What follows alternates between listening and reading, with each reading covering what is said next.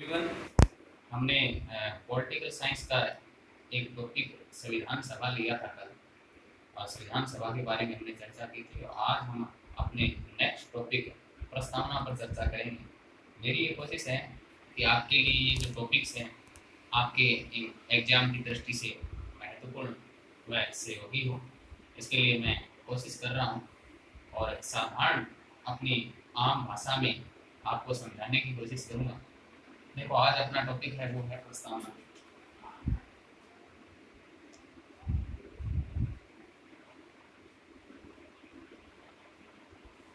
सबसे पहले प्रस्तावना है क्या?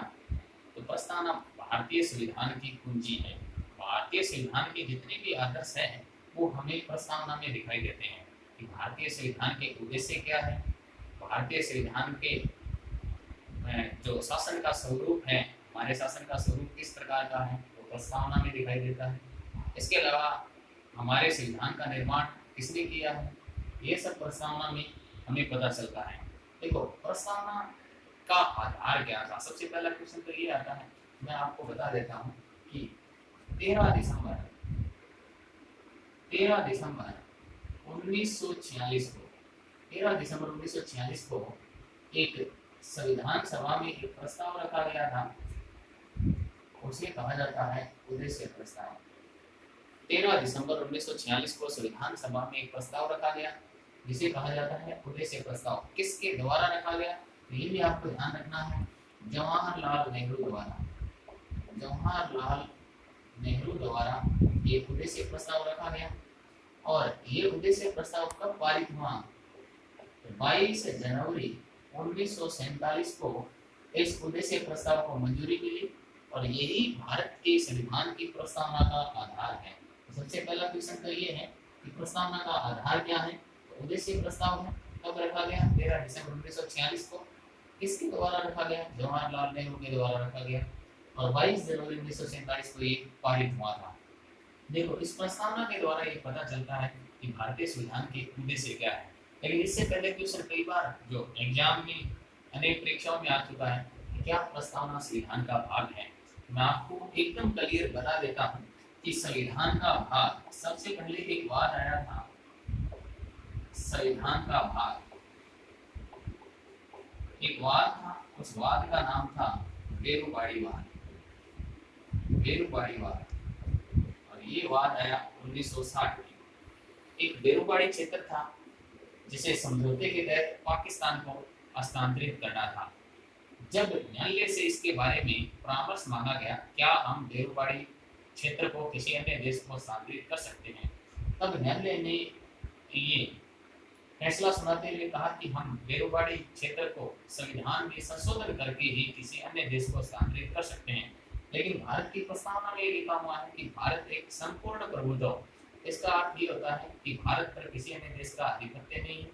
सभी क्षेत्र जो भारत के अंडर में आते हैं वो भारत के हैं, उस पर किसी अन्य क्षेत्र का आधिपत्य नहीं है। तब इस वाद में ये कहा गया कि प्रस्तावना है वो भारतीय संविधान का भाग नहीं है। ये आपको ध्यान रखना है। किस वाद में संविधान का भाग प्रस्तावना को नहीं माना गया? तो बेरुबाड़ी वाद में संविधान का भाग प्रस्तावना को नहीं माना गया था। लेकिन इसके बाद एक अन्य वाद आया, उस वाद का नाम था केशवानंद भारती वाद। केशवानंद भारती बनाम केरल राज्य, बनाम केरल राज्य, और ये वाद आया 1973 में। और इसमें प्रस्तावना को संविधान का भाग माना गया। ये भी आपको ध्यान रखना है, प्रस्तावना को संविधान का भाग नहीं माना गया बेरुबाड़ी वाद, और संविधान का भाग माना वो वाद है केशवानंद भारती बनाम केरल राज्य 1973 का।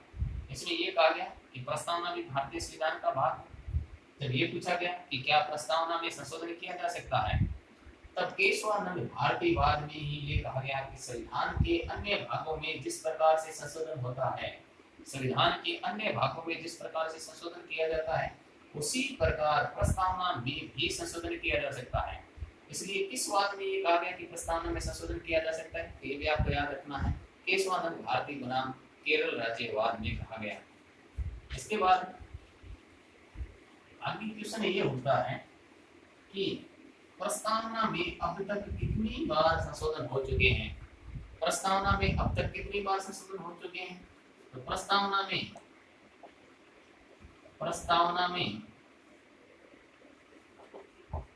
एक बार, प्रस्तावना में एक बार संशोधन हुआ है, एक बार संशोधन हुआ। और कब हुआ? तो 42वां संविधान संशोधन, एक बार संशोधन हुआ। और वो संविधान संशोधन कौन सा है? तो 42वां संविधान संशोधन कब हुआ? 1976 में हुआ। 1976 में हुआ। क्या परिवर्तन लाया गया? तो 3 शब्द जोड़े गए, 3 शब्द, समाजवाद, पंथ निरपेक्षता, समाजवाद, पंथ निरपेक्षता और अखंडता। 3 शब्द जोड़े गए, समाजवाद, पंथ निरपेक्षता और अखंडता। प्रस्तावना में अब तक एक बार संशोधन हुआ, वो संशोधन था 42वां, 1976 में हुआ। 3 शब्द जोड़े गए, समाजवाद, पंथ निरपेक्षता और अखंडता। ये भी आपको ध्यान रखना है। इसके अलावा ये क्वेश्चन आता है कि प्रस्तावना में भारत शब्द का प्रयोग कितनी बार हुआ है। भारत शब्द का प्रयोग, प्रस्तावना में भारत शब्द का प्रयोग कितनी बार हुआ? जिस तरह से आप प्रस्तावना पढ़ते हैं कि हम भारत के लोग, भारत को संपूर्ण प्रभुत्व, इस समय 2 बार भारत शब्द का उल्लेख किया गया है। तो भारत शब्द का उल्लेख प्रस्तावना में कितनी बार आया है?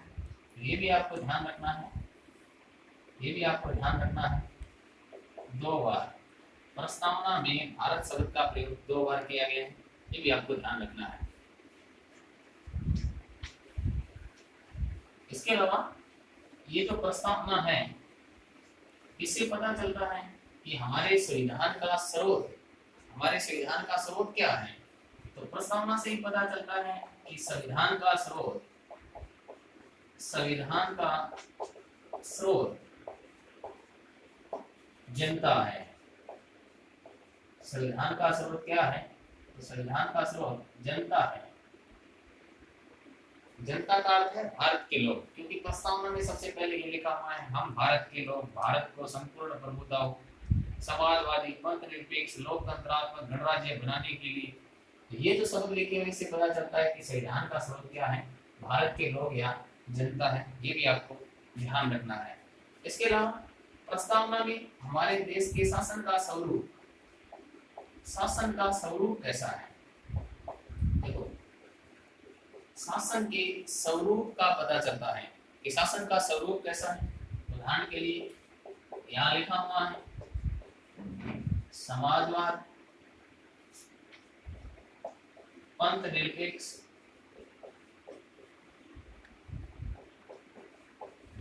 लोकतंत्रात्मक, गणराज्य। भारत के शासन के स्वरूप का पता प्रस्तावना से चलता है। समाजवाद, भारत में लोकतांत्रिक समाजवाद को अपनाया गया है, ये सोवियत संघ की तर्ज पर जोड़ा गया था ये शब्द। इसके बाद पंथ निरपेक्षता, पंथ निरपेक्षता यानी धर्म निरपेक्षता के शब्द के स्थान पर भारत के संविधान में पंथ निरपेक्षता शब्द का प्रयोग किया गया है प्रस्तावना में। और इसका अर्थ होता है भारत का कोई भी विशेष धर्म या पंथ नहीं है और भारत सभी पंथों को या सभी धर्मों को समान रूप से बढ़ावा देगा। लोकतंत्रात्मक, भारत में जनता के द्वारा निर्वाचित सरकार या जनता, जो लोकतंत्र या जो शासन है वो लोगों के लिए है और भारत के लोगों के द्वारा ही निर्वाचित सरकार द्वारा शासन किया जाता है। गणराज्य का अर्थ होता है भारत में जो सर्वोच्च प्रतिनिधि या शासन का जो मुखिया होगा वो जनता द्वारा निर्वाचित होगा, उसे गणतंत्र कहा जाता है। आपको पता है राजतंत्र और गणतंत्र 2 प्रकार की शासन व्यवस्थाएं होती है। और राजतंत्र में जो उत्तराधिकारी की परंपरा चलती रहती है, जो राजशाही तरीका होता है, राजा का पुत्र ही राजा बनता है। लेकिन गणतंत्र में सर्वोच्च जो मुखिया होता है शासन का, उसे जनता द्वारा निर्वाचित किया जाता है। तो शासन का स्वरूप हमारी प्रस्तावना में। इसके अलावा प्रस्तावना में ही हमारे संविधान के उद्देश्य, देखो संविधान के उद्देश्य क्या है? तो प्रस्तावना में संविधान के उद्देश्य हैं कि नागरिकों को न्याय,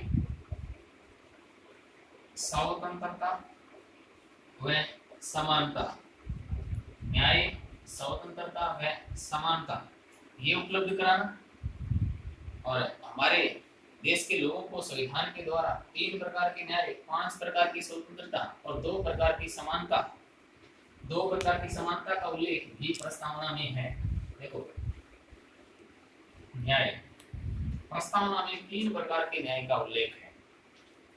3 प्रकार के न्याय का उल्लेख है। और कौन कौन से न्याय का उल्लेख है? तो सामाजिक, आर्थिक और राजनीतिक, 3 प्रकार के न्याय का उल्लेख है प्रस्तावना में। इसके अलावा स्वतंत्रता,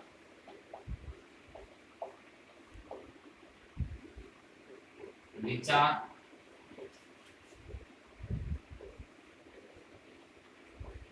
अभिव्यक्ति,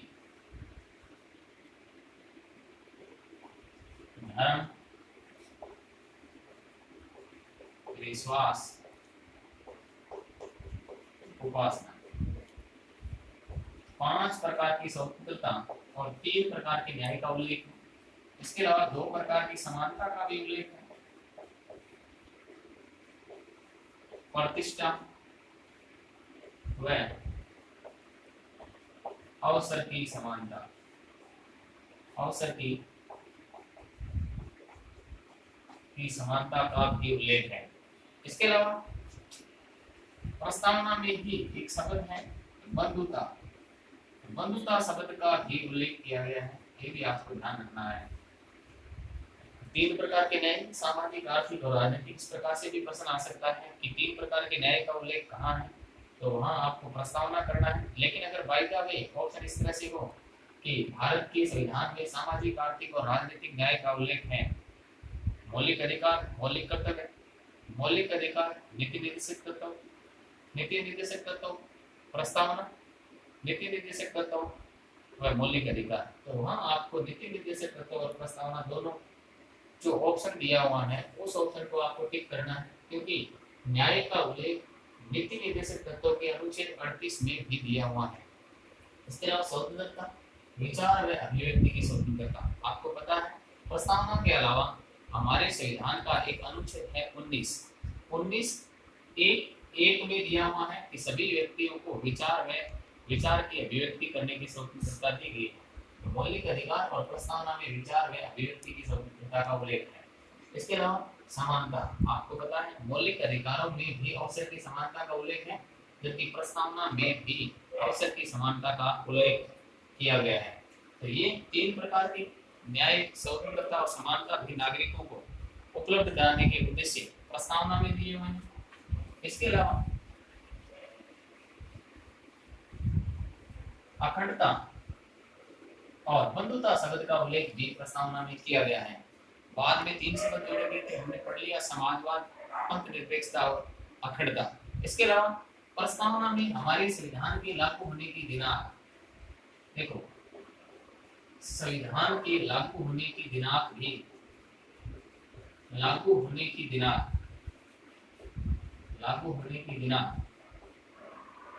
प्रस्तावना में पता चलती है और कितनी है 26 नवंबर 1949। 26 नवंबर 1949 को भारत का संविधान लागू हुआ। ये दिनांक कहाँ लिखी हुई है? तो प्रस्तावना में लिखी हुई है। इसके अलावा 3 शब्द आत्मा अर्पित, अधिनियमित, आत्मा अर्पित यानी अंगीकृत। 3 जो शब्द दिए हुए हैं, अंगीकृत, आत्मा अर्पित और अधिनियमित, ये 3 प्रकार के शब्द दिए हुए हैं। आत्मा अर्पित का अर्थ है इस दिन संविधान सभा के जो लोग हैं या भारत के लोग इस संविधान को अपने आप को समर्पित कर रहे हैं, अपनी आत्मा को अर्पित करना यानी स्वयं को संविधान को सौंपना। अधिनियमित, संविधान को लागू करना। अंगीकृत, संविधान को स्वीकार करना। तो 3 शब्दों का उल्लेख भी भारत की प्रस्तावना में है। इसके अलावा आपको बता सकता हूं कि न्यायालय द्वारा, देखो न्यायालय द्वारा ये जो प्रस्तावना है ये न्यायालय द्वारा परिवर्तनीय नहीं है, परिवर्तनीय नहीं है। इसका अर्थ ये है कि प्रस्तावना वाद योग्य नहीं है, ये भी आपको ध्यान रखना है। न्यायालय द्वारा परिवर्तनीय नहीं है, लेकिन हमेशा संविधान की व्याख्या करने में प्रस्तावना को काम में लिया जाता है न्यायालय द्वारा, अर्थात प्रस्तावना के आधार पर न्यायालय द्वारा संविधान की व्याख्या की जाती है, ये भी आपको ध्यान रखना है। लेकिन न्यायालय द्वारा परिवर्तनीय या वाद योग्य नहीं है, ये भी आपको थोड़ा ध्यान रखना है। तो हमने प्रस्तावना के बारे में पढ़ा। इसके अलावा इस प्रस्तावना को जो संविधान की आत्मा कहा था, एक कथन आता है कि प्रस्तावना भारतीय संविधान की आत्मा है। किसके द्वारा कहा गया? Option A Thakurdas Bhargava, option B Jawaharlal Nehru, option C Bhimrao Ambedkar, option D Sardar Vallabh bhai Patel. तो आपको ध्यान रखना है, संविधान की आत्मा कहा था ठाकुरदास भार्गव ने। ठाकुरदास भार्गव ने प्रस्तावना को भारतीय संविधान की आत्मा कहा था। तो फायदा ये प्रश्न ये आ जाए कि भारतीय संविधान की आत्मा है, वहाँ ए ऑप्शन में प्रस्तावना, बी में मौलिक अधिकार, और सी में संवैधानिक उपचारों का अधिकार, और डी में नीति निर्देशक तत्व अगर दिए हुए हो तो वहाँ प्रस्तावना ही टिक करना है। और प्रस्तावना को संविधान की आत्मा कहने वाले थे वो थे ठाकुरदास भार्गव, और मौलिक अधिकारों को संविधान की आत्मा कहने वाले थे पंडित जवाहरलाल नेहरू। लेकिन संवैधानिक उपचारों के अधिकार को संविधान की आत्मा कहने वाले थे भीमराव अंबेडकर। ये भी आपको ध्यान रखना है। हमने प्रस्तावना के बारे में पढ़ा। ये जो टॉपिक था इसका उद्देश्य आपका एग्जाम की दृष्टि से सहयोग करना है। शायद आपके समझ में आया होगा प्रस्तावना के बारे में हमने जो जो पढ़ा। और अगर आपको ये वीडियो पसंद आए तो आप इसे जरूर लाइक करें और शेयर भी करें। मेरा ये उद्देश्य है कि आप राजनीति विज्ञान के पॉइंट ऑफ से आप इस टॉपिक का लाभ ज़्यादा से ज़्यादा उठा सकें। धन्यवाद। आगे हम पढ़ेंगे मौलिक अधिकार।